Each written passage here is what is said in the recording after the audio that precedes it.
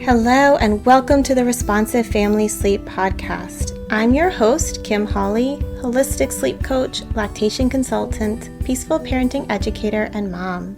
If you've ever felt overwhelmed by all the conflicting sleep info, frustrated with sleep information that just plain felt wrong, or search desperately for a truly gentle and responsive sleep approach, then you are in the right place. In each episode, we'll be answering your most pressing baby and toddler sleep questions, busting those sleep myths, and helping you understand truly developmental, biologically normal baby and toddler sleep, plus encouraging you to trust your intuition along the way. Let's get started.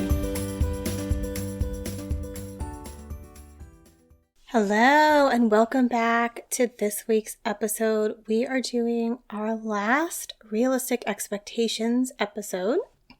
And this time we're going to be focusing on 2 and 3-year-olds. So the bigger toddlers, right?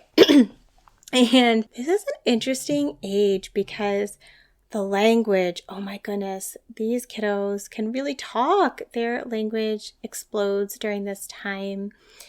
And they're all about finding them sense of their self and communicating and testing, pushing limits, finding those limits. They call them three-nagers for a reason. They're fun, but they are sassy and full of all sorts of wonderfulness. What does that all mean for sleep, though, right? I think most people are like, oh my God, 2 and 3-year-olds still wake if you don't have a 2 or 3-year-old. And some don't, right? Some sleep really great at that point. Some do. Some always were wakeful kiddos. There's highly sensitive kiddos. Some have things that we're starting to realize that are causing them to wake that were harder to detect as a baby, right? More sort of health medical related things. Some were good sleepers, and I hate saying good because it's so value judgment. Some slept really long stretches and were lower waking babies, but then something has them waking up more as a toddler. That's actually a thing, right? That could be big changes. Maybe there's a sibling, right? Maybe we're moving to a toddler bed or a floor bed from the crib. Maybe we're moving away from bed sharing. Maybe we're potty learning. Like, there are so many things. Or we're starting preschool. So many big changes that can disrupt sleep. And these kiddos are so aware, right? They're so growing into themselves, and it's really cool. But there's a lot of life things that can disrupt sleep, right? Obviously, that's true at any age, or we wouldn't have adults that have insomnia or trouble sleeping. And I'm not connecting that back to toddlerhood, by the way. I'm just pointing out that our lives impact our sleep. So, as I said in the little toddler episode, the younger toddler episode, toddlers 12 to 36 months, recommended sleep is 11 to 14 hours total sleep, naps, and nighttime. Now, the 3-year-olds, 36 months is just turning 3.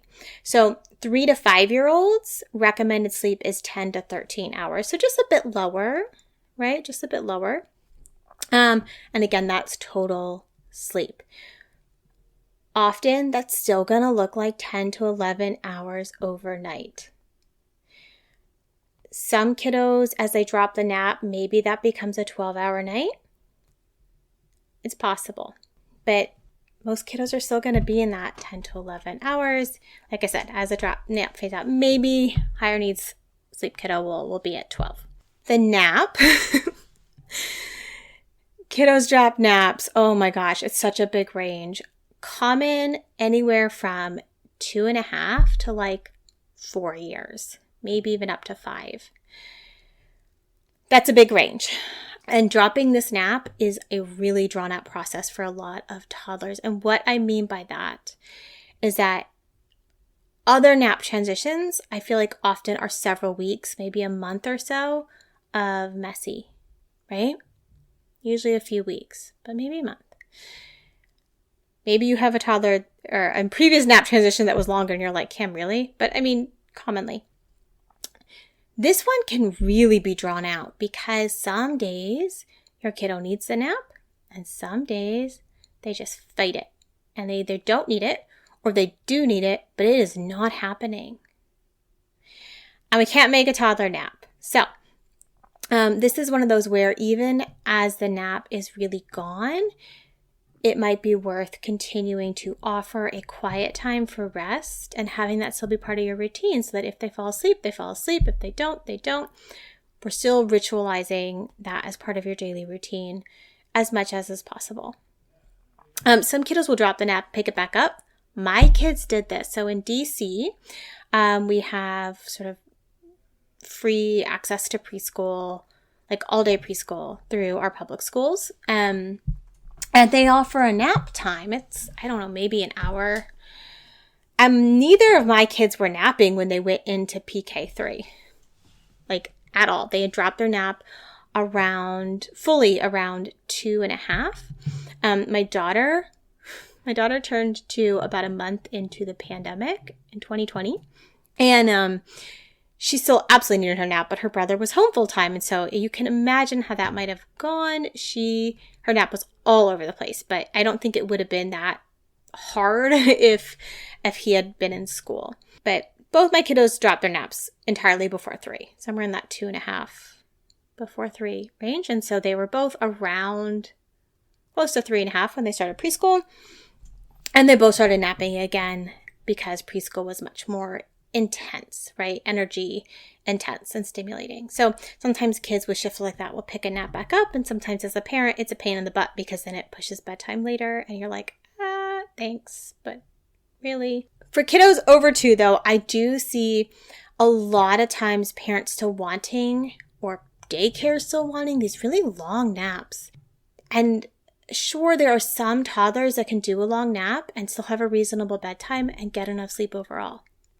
But there are also a lot of toddlers who can't and cannot do this 2-hour nap and get to bed at a reasonable time.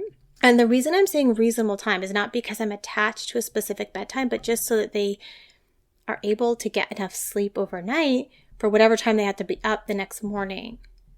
So when we can, I often find that shorter naps are better for the over 2, or at least to be mindful of it, to pay attention if we're having problems with bedtime. So we expect to see that nap go down in length as kiddos get older and move towards dropping it, and then maybe shift into some rest time or quiet time. And I'm kind of making a face as I say that because my kids would totally not do quiet time. So if you're over there thinking, haha, that's funny, Kim, I'm right there with you. It's great when it works. These are kiddos who really need a lot of activity, right? Stimulation, movement to be tired enough to sleep, just like the younger toddlers. Like, this is not really optional, especially if you have a higher activity kiddo. And they need a lot of connection, right? These kiddos can really push back against routines if they're not feeling connected to you. And so if we want their cooperation, then we need to really focus on connection, giving them choices, and being playful to help through those transitions. Because there's a lot of transitions in an evening routine, and we are asking them to disengage from something fun and wonderful like play to go get ready for bed. And that's kind of like, blah, they don't want to do that necessarily. So there's a lot of really good parenting tools we can bring to our evening routines and to how we support sleep with these kiddos. They also have imagination, right? Like lots of imagination, and that can be wonderful. We can really tell stories and use stories to support whatever we're trying to introduce to them or change. Sometimes they can create nightmares and scary things, and there's shadows over there, right? And so, supporting them in that way and being mindful of what they're being exposed to. This is a common time for nightmares. Basically, this is the age where we can use a lot of language to support sleep if we're asking them to make changes. Not that we're going to go too deep into that, but it is lovely that we can start to talk with them more about things, even if it's just how we move through our evening routine. And they have, greater capacity for independence, and we have more tools to support them in that process. But also remember, they're still young, and young children still need parental support to feel safe. And I think that even as little's capacity grows, we always need to remember that it is human nature to need the people we love to feel safe at vulnerable times, and that sleep is absolutely a vulnerable time. And that is true, it's not just a baby or toddler thing. So we see kiddos consolidate sleep better in this age, of course, right?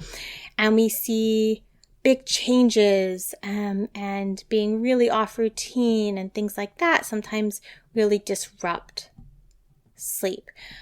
We see good routines and activity and good sleep hygiene and good, ability to connect and be playful and help kids through transitions and things like that really help. And we can see just, how much kiddos, we can see just how much they have the capacity to kind of derail things with their lovely toddler antics in this phase, and just to expect that, right? To really expect that as they're getting more aware of the world around them. They're going to want to share more. They're going to want to, have their own ideas about things. And that's really, really normal. I didn't share really average wakings in this age, which is something I did for a lot of the other realistic expectations episodes, and there's just less high quality research. But we do know that toddlers wake. We do know that that it's still normal, and it's still a common thing. And some of those wakes they might not need you. Some of those wakes they might. There's a whole range here that's going to depend on your little and their temperament. And I always come back to that because it is so true. So if you're struggling or not sure what to expect from your 2 or 3-year-old, I hope this gives you an idea. There's so much to talk about here that is about parenting, that is about adult self-regulation, that is about play and routines and rhythms. But these basics hopefully give you a starting point for what to think about. Thank you for joining me today. I hope this episode left you feeling more informed, confident, and encouraged on your sleep journey. And just a reminder before you go that nothing in this episode is individualized to your specific sleep situation, nor is it to be taken as medical advice. Take what resonates, ignore what doesn't, and check with your healthcare provider about any medical concerns. Take a moment to subscribe to this podcast so that you'll never miss an episode. And take a moment to rate, review, or share an episode you love on social media. All of that helps parents just like you find me, this podcast, and this gentle and responsive sleep information. I'll see you next time.